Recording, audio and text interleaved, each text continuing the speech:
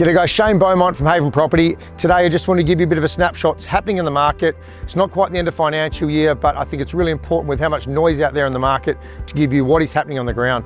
In a short summary of it, at the start of the year, we had around 900 of properties a week selling. In fact, 920 we saw a few weeks in a row, and there was only 1,800 properties on the market.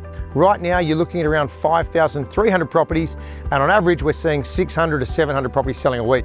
On the back of a lot of the eastern states investors retreating from the market, things are just staying that bit longer.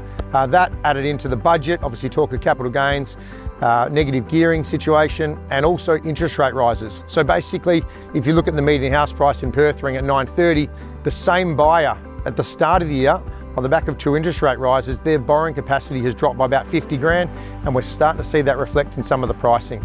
Some areas that are more tightly held, like great school zones, western suburbs, there isn't a huge supply of seeing data on the ground, but what I can say, if you're getting prices from your agent in any suburb and they seem a bit lofty and they seem a bit high, really ask them, look, in the last 4 to 6 weeks, what properties have sold for this range that you're quoting me right now? And if they can't show you that, or as worse, if they actually show you what was selling in maybe December, November, January, you've really got to take a look at it because we're not in the same selling conditions. So really important, and what you don't do is go to market and go stale on information that if you ask the right questions, you might have got up front.